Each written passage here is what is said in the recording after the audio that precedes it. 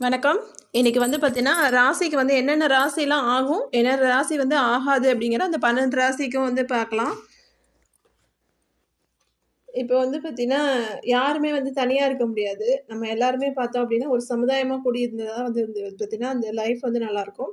அந்த சமுதாயத்தில பார்த்தோம் அப்படின்னா, ஒரு சில பேர் பார்த்தீங்கன்னா, சில ராசிகள் ஆகும், சில ராசிகள் ஆகாது. அந்த ஆகும் ராசிகள் பார்த்தோம் அப்படின்னா, அவங்களுக்கு எதுவுமே ஆகாது. அது அவங்க பார்த்தீங்கன்னா, அவங்களுக்கு நன்மைகள் நடக்கும். அதே இந்த ஆகாத ராசி அப்படின்னு சொல்லி பார்க்கும்போது, அவங்களுக்குள்ள பிரச்சனை நடக்கும். இதையும் சமாளிச்சு தான் நம்ம வாழணும். அந்த மாரி தான் பார்த்தீங்கன்னா, நம்ம எல்லாத்தையும் பார்க்க வேண்டியதா இருக்கு. இப்ப குடும்ப உறுப்பினர்களே இருக்கிறோம். அடிக்கடி பிரச்சனை ஒரு குடும்பத்துல வருது அப்படின்னு சொன்னா, அந்தந்த ராசிகள் பார்த்தீங்கன்னா, வேற வேறையா இருக்கும். அவங்களுக்கு பார்த்தீங்கன்னா, பிரச்சனைகள் ஆகாத ராசிகள் இருப்பாங்க. அதனால பார்த்தீங்கன்னா, குடும்பத்துல பிரச்சனை ஏற்பட்டுட்டு இருக்கும். அதே மாரி தான் பார்த்தீங்கன்னா, நட்பு ராசி எது, பகை ராசி எது அப்படிங்கிறத நம்ம அறிஞ்சுக்கிட்டாலே போதும். நமக்கு எல்லா விஷயத்திலும் ஒரு ஒரு முன்னேற்றமான பலன் இருக்கும். எதையும் நம்மளால சாதிக்க முடியும். முன்பெல்லாம் பார்த்தீங்கன்னா, நண்பர்கள், தொழிலுக்கான வேலையாட்கள், பங்குதாரரை தேர்வு செஞ்சது எளிதாகவே இருந்தது. அதாவது ஒரு ஊர்ல ஒருத்தர் ஒரு ஒரு ஒரு ஊர்ல இருக்காங்க அப்படின்னா, அந்த ஊர்ல இருக்கிற அனைத்து நபரை குறித்த விவரமும் பொதுவா தெரிஞ்சிருக்கும். ஆனா இப்போ பார்த்தீங்கன்னா, பக்கத்து வீட்ல வசிப்பாங்க. அவங்கள பத்தி எந்த ஒரு விஷயமும் நமக்கு தெரியாது. அந்த மாரி சூழல்ல தான் நம்ம இப்ப வாழ்ந்துட்டு இருக்கோம்.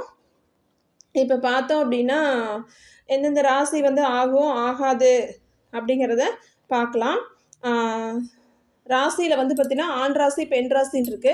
அதுக்கப்புறம் ஒற்றை ராசி, இரட்டை ராசின்னு இருக்கு. அதுக்கப்புறம் சரராசி, ஸ்திர ராசி, உபயராசி, அப்புறம் நிலம், நீர், காற்று, நெருப்பு அப்படின்ற அந்த பஞ்சபூதத்தோட தன்மைகளோட ராசிகள்லாம் இருக்குது. அடுத்து தர்ம, அதர்ம, மோட்ச ராசிகள், கிழக்கு, மேற்கு, வடக்கு, தெற்கு என திசை ராசிகள், குட்டை, நெட்டை, சம உயரம் கொண்ட ராசி, அப்புறம் வெண்மை, கரும, சிவப்பு, கரும்பச்சை அப்படிங்கிற ராசிலாம் நமக்கு இருக்குது. அதுக்கப்புறம் குரூரம், சௌய குணம் கொண்ட ராசி, வாதம், பித்தம், சிலோத்தும ராசி, அது இந்த மாதிரிலாம் ராசிகள் நிறைய இருக்குங்க. இதில் பார்த்தோம் அப்படின்னா, மேஷம் முதல் மீனம் வரை உள்ள ராசிகள் ஆடு, எருது, ஆண், பெண் இணைந்த அமைப்பு, நண்டு, சிங்கம். அதாவது யாருக்கு பார்த்தீங்கன்னா, இந்த ராசி இதாக இருக்கும் அப்படின்னா, மேசம் அப்படின்னு சொன்னால் நட்பு ராசி, சிம்மம் ராசி, தனுசு ராசி, மேச ராசி, மிதுன ராசி, கும்பராசி. அடுத்து பகை ராசி அப்படின்னு சொல்லி பார்க்கும்போது பார்த்தீங்கன்னா, கன்னி ராசி, மகரம் ராசி, கடக ராசி, இதெல்லாம் பகையாக இருக்கும். அடுத்து ரிஷப ராசி அப்படின்னு பார்க்கும்போது, ரிஷப ராசிக்கு பார்த்தீங்கன்னா, கன்னி ராசி, மகரம் ராசி, மீனம் ராசி, ரிஷப ராசி, கடக ராசி. இது பார்த்தீங்கன்னா, நட்பு ராசிகளாக இருக்கும். பகை ராசிகள்னு பார்த்தோன்னா, சிம்ம ராசி, தனுசு ராசி, கும்பராசி, இது பகையாக இருக்கும். அடுத்து மிதுன ராசி பார்த்தோன்னா, மூணாவது நட்பு ராசிகள், துலாம் ராசி, கும்பராசி, மேசம், ரிஷப ராசி, மிதுன ராசி, இது நட்பு ராசியாக இருக்கும். அதே மாதிரி பகை ராசின்னு பார்த்தோன்னா, விருச்சக ராசி, மகர ராசி, மீன ராசி, இது பகையாக இருக்கும். அடுத்து கடக ராசி. அடுத்து நட்பு ராசிகள் அப்படின்னு பார்க்கும்போது, கடகராசிக்கு நட்பு ராசிகள்னு பார்க்கும்போது விருச்சக ராசி, மீனம் ராசி, ரிஷப ராசி, கடகராசி, கன்னி ராசி, இதெல்லாம் நட்பாக இருக்கும். பகை ராசின்னு பார்க்கும்போது துலாம் ராசி, தனுசு ராசி, கும்பராசி, மேச ராசி, இது பகையாக இருக்கும்.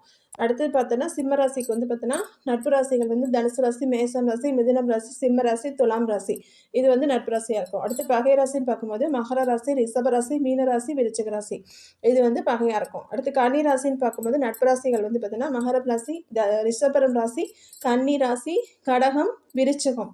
அடுத்து பார்த்தீங்கன்னா, பகை ராசின்னு பார்த்தோன்னா, மேசம், தனுசு, கும்பம், இந்த ராசிகள்லாம் பகையாக இருக்கும். அடுத்து துலாம் ராசி அப்படின்னு பார்த்தோம்னா, நட்பு ராசி பார்த்தோன்னா, கும்பம் ராசி, மிதுனம் ராசி, துலாம் ராசி, சிம்மம்,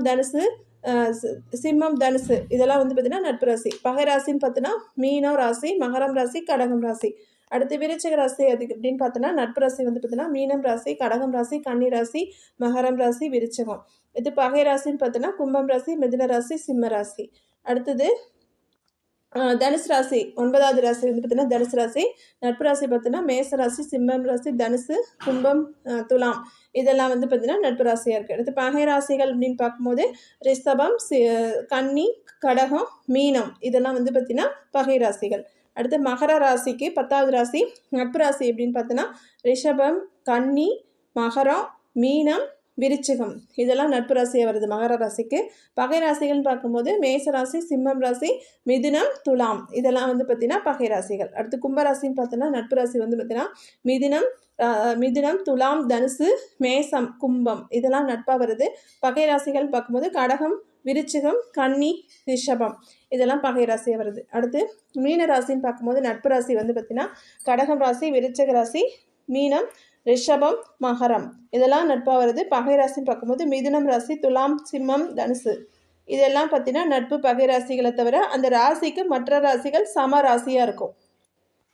இதாங்க வந்து பார்த்தீங்கன்னா அதாவது 12 ராசியில் அந்த நட்பு ராசி பெற்றோரோ அல்லது உறவினரோ இருந்தால் பரவாயில்ல. பகை ராசியாக அமைஞ்சால் என்ன செய்வது அப்படிங்கிறத கேள்விலாம் வரும்.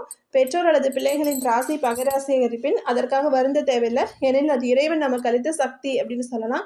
சகோதரர்களுக்கு பகை ராசி அமைந்திருந்தால் அன்பை விட்டு கொடுத்து சென்றாலே அனைத்தும் வந்து சுபமாகும். நட்பு, தொழில், வியாபாரத்தில் நாம் நட்பு சமமுள்ள ராசிகளை தேர்ந்தெடுத்தால் நல்ல வந்து வெற்றியை தரும். பகை ராசியை தவிர்ப்பது அவசியங்க. நன்றி, வணக்கம்.